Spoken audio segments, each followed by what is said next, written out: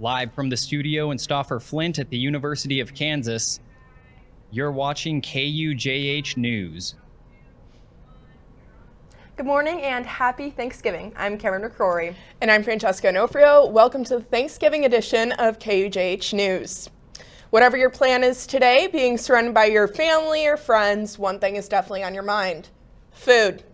Yeah, definitely. Anticipation of Thanksgiving break has been building throughout the whole month of November, and the day is finally here. And I'm sure many students, like myself, are looking forward to a home-cooked meal. KUJH's Charlie Ann Ortiz found out what students' foods are most excited for. On the fourth Thursday of every November, people across the United States gather to celebrate Thanksgiving, a tradition that was first a feast but is now a national holiday. The first Thanksgiving meal dates back to 1621, when the Pilgrims and the Wampanoag people shared an autumn harvest. The traditional Thanksgiving meal may include turkey, stuffing, and pumpkin pie, but as our country has grown more diverse, so have the Thanksgiving menus. This has got me thinking, what kind of food is on KU students' Thanksgiving tables? The food on my Thanksgiving table is an array of like multicultural foods. Half of my family is Laotian, or Lao, so it's a lot of Asian food, sticky rice, a lot of cultural Lao dishes, as well as some like traditional dishes. Well, I'm in the basics, like turkey, cranberry sauce, but then our family does fried clams. On Thanksgiving, I eat turkey and mashed potatoes, and I like apple pie. I also eat turkey and mashed potatoes, and then my grandma makes like brown sugar sweet potatoes. Well, on my table, turkey, obviously, mashed potatoes, green bean casserole, and then my favorite is corn casserole that I make, and it's like my grandma's recipe. For many families, Thanksgiving traditions go beyond food. We have like a lot of our family there, and we play football in our backyard, and we eat dinner at like 5:30, and then just hang out and we watch Christmas movies after we eat dinner. Every year, I mean, it's kind of basic, but we just like go around the table and say what we're thankful for. We play a lot of games on Thanksgiving, like board games and stuff.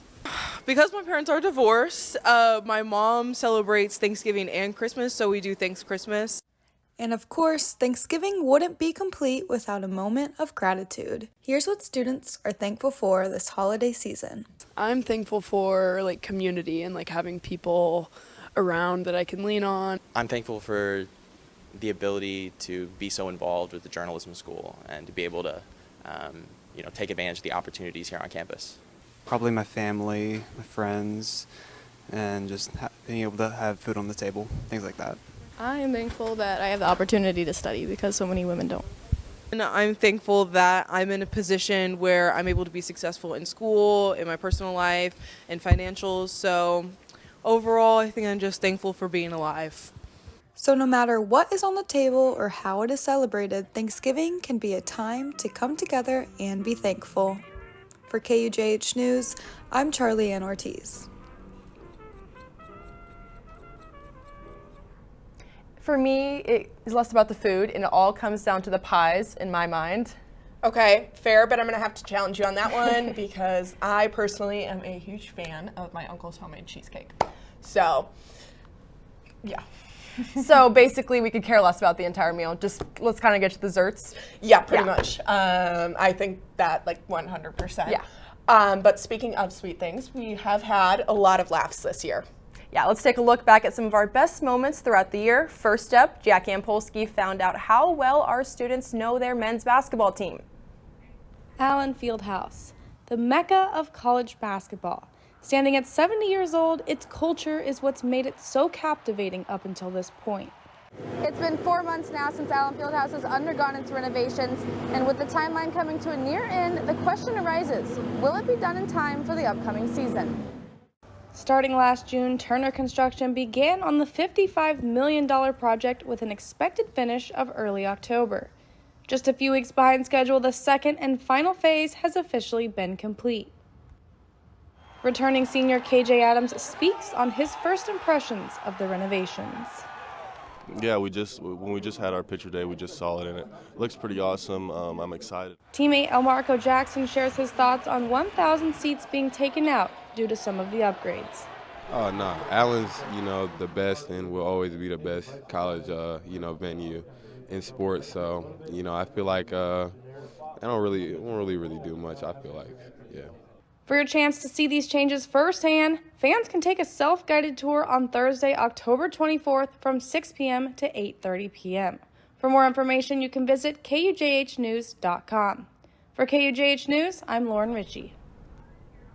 And I know that one thing that I'm thankful for, and I'm sure many students are thankful for, is how well our football and basketball teams have been performing recently. I agree, Cameron. I couldn't have asked for a better season so Yeah. far. I mean, maybe a little bit better from the football team, but I recently attended the KU versus UNC basketball game with my dad in the newly renovated Allen Fieldhouse, and KUJH's Lauren Ritchie shared a look at these renovations.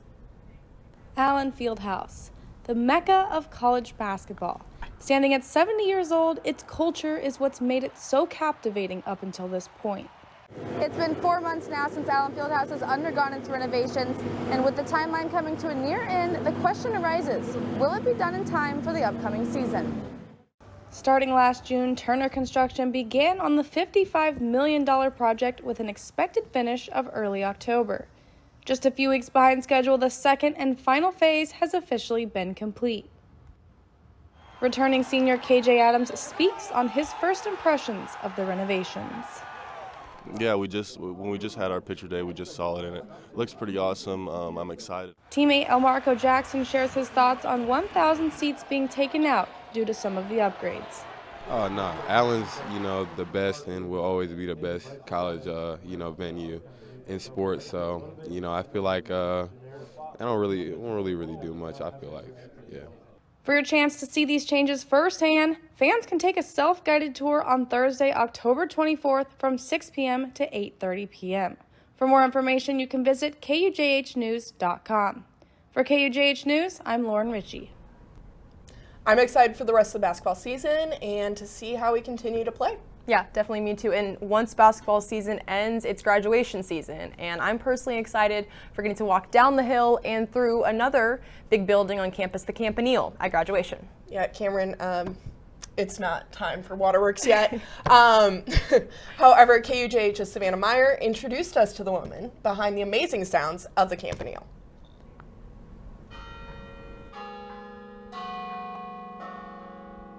Burgout is the University Carolynist and Associate Professor of Music.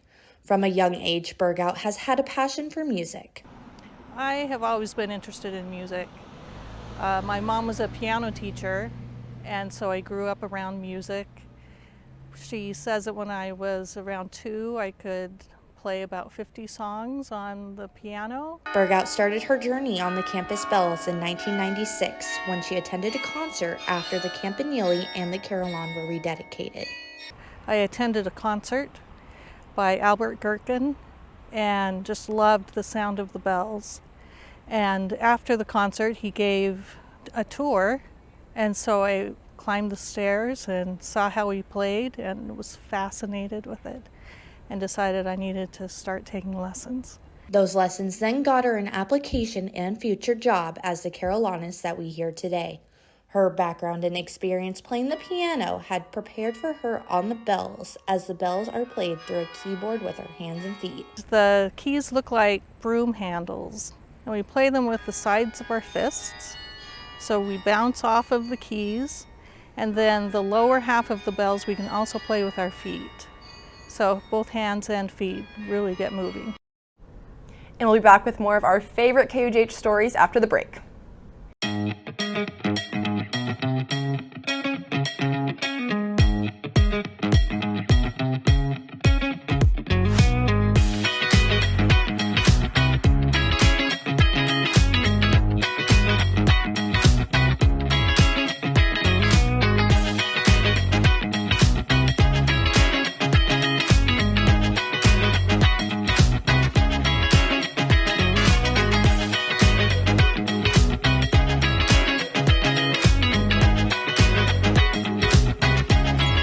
National champions deserve a clean campus.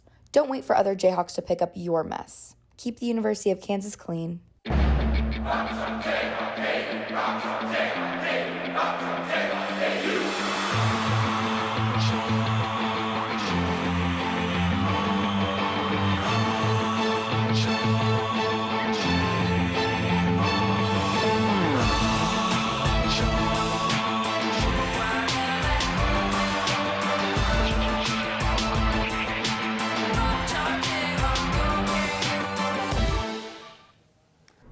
Welcome back.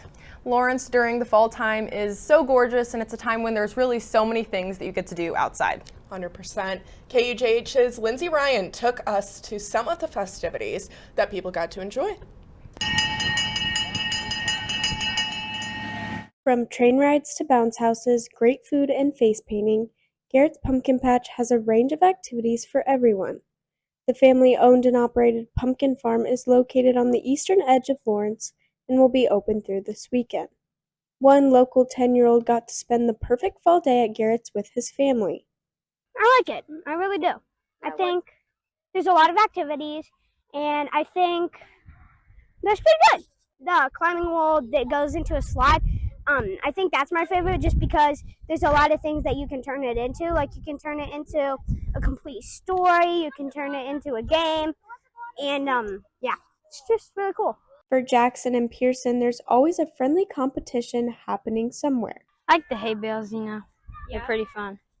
Jumping from hay bale to hay bale and like tackling in the inflatables. If you're looking for something fun to do this weekend to celebrate Halloween in the fall season, Garrett's Haunted Farm is located off K10 and 23rd and has something to do for everyone. Happy Halloween.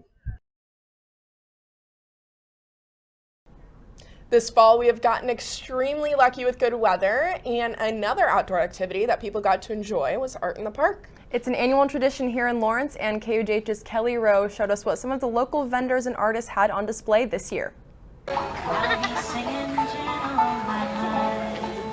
This is Art in the Park, a Lawrence tradition since 1964, hosted by the Lawrence Art Guild. Every year, hundreds of local artists come to showcase their unique talents. One of the artists featured in this year's Art in the Park was KU professor and longtime Lawrence resident Ann Patterson. When I first did Art in the Park 3 years ago, I thought I was selling prints, but it turns out I was selling memories. Because people are like, I remember that, or I went drinking there, or I used to go there when I was a kid. So I'm just trying to sort of like manifest people's memories. Patterson brought the memories of local architect Julia Manglitz to life. I worked on this little building. That was one of my first preservation projects as a not even licensed yet architect, young architect in training. What I try and do with students is to, I'm trying to get them to see the world. So, and that's kind of what I do. So I kind of like feel like I know how to do that, because some people, they feel like the drawing has to look like a photo, and that's not true. All it has to do is evoke the building.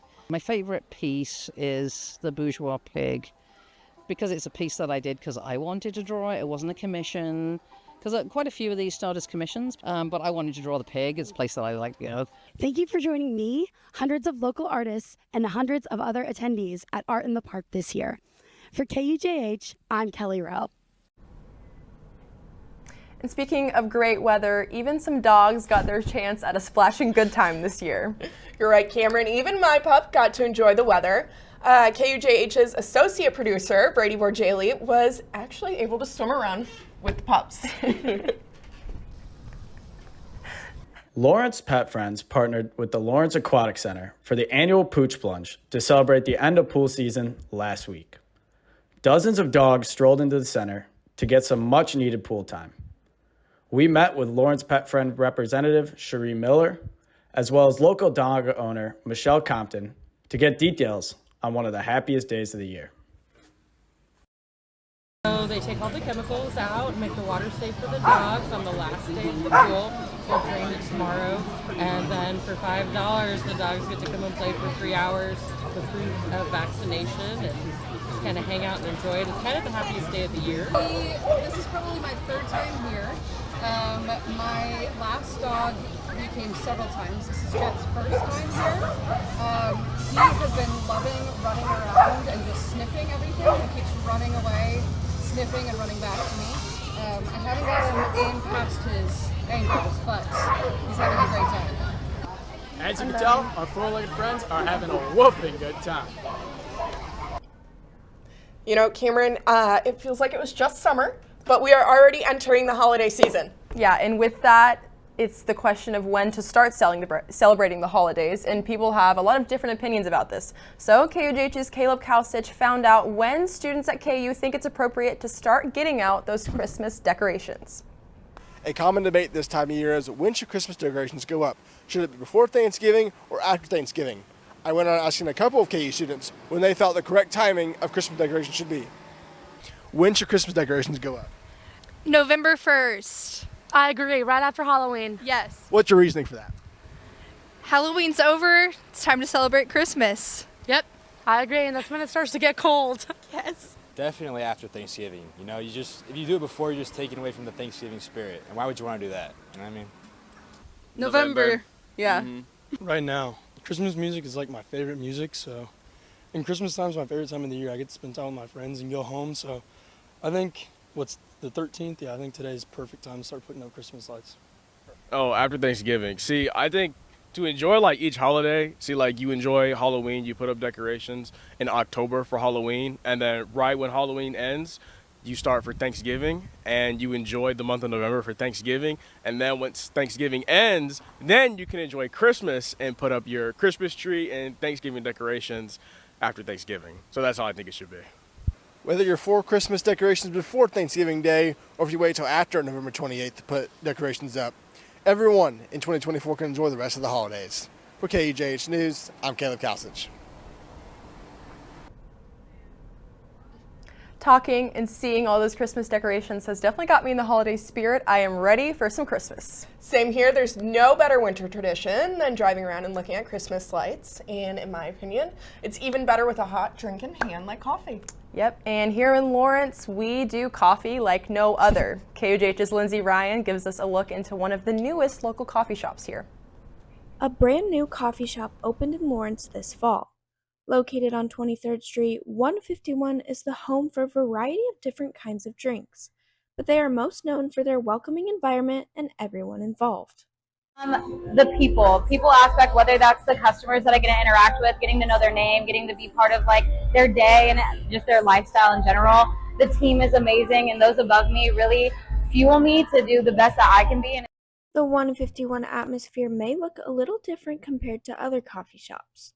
With their 2-lane drive-through and outdoor seating, 151 is perfect for on the go or for meeting a friend. Yeah, it's so cute, like sitting out here too. I love it. The menu is so unique, so I really like it here. 151 officially opened on September 11th and has been buzzing with business ever since. They have a lot of different kinds of drinks on their menu, including this tropical sunrise energy drink. I'm already feeling energized. 151 Coffee Shop has one motto that they take pride in. We're all about being fast, fun, and friendly. Those are our 3 F's. Just basically taking that extra step of like more than just caffeinating somebody, but like creating a whole experience for them, because we see them at the start of their day, and that's kind of like how you set the tone for people. So just going above and beyond for who we have. With over 50 different kinds of drinks, 151 has something for everyone. For KUJH News, I'm Lindsay Ryan. We'll be back after the break for more KUJH highlights. Stay with us. You may not hear it at first, but it's there. Our chant, rising.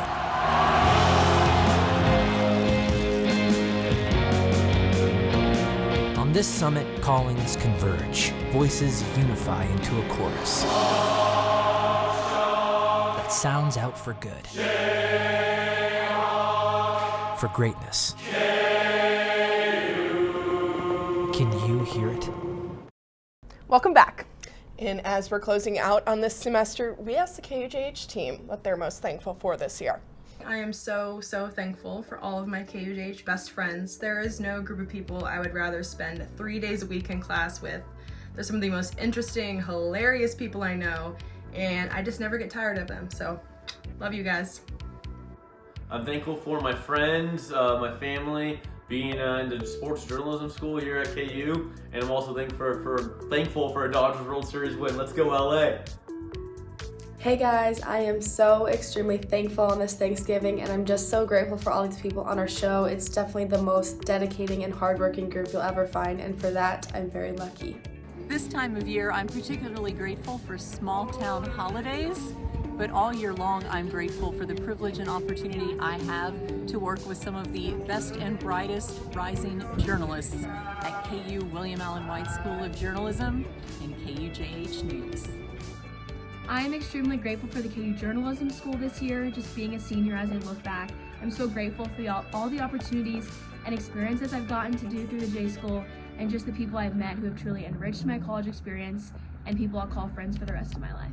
I'm thankful for my friends, my roommates, my family, my professors, and everyone who teaches me something new every day and loves me for who I am. I couldn't be more grateful. And I'm thankful for the amazing journalism school at KU and to have the opportunity to work with the KUJH News team to put on an awesome show every week. Brady, and I'm thankful for my family, my friends, my dog, and that I get to attend a great university in the University of Kansas. I'm thankful for everyone at KU who is not afraid of the camera and will come answer our questions on the street, as well as everyone in 620 who I get to spend every Tuesday, Wednesday, Thursday with, and basically just get to yap all day Wednesday. This year I am thankful that my family is going to be getting a little bit bigger.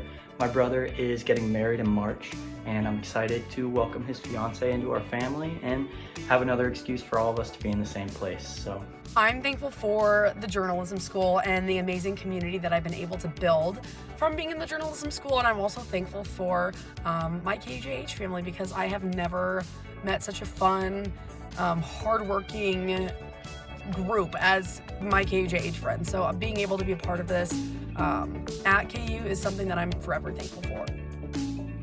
The one thing I'm really thankful for this Thanksgiving is toilet paper. It's soft, serves its purpose, and it's a great way to TP somebody's house. So heads up, Cal. Happy Thanksgiving. Happy Thanksgiving. Happy Thanksgiving from everyone at KUJH News. And that's all we have for you this morning. Check out KUJH on TikTok, Twitter, and Instagram for exclusive content and keep up to date on the latest stories at KUJHnews.com. I'm Cameron McCrory. And I'm Francesca Onofrio. KUJH News will be back next Thursday at 11:30 a.m. Happy Thanksgiving.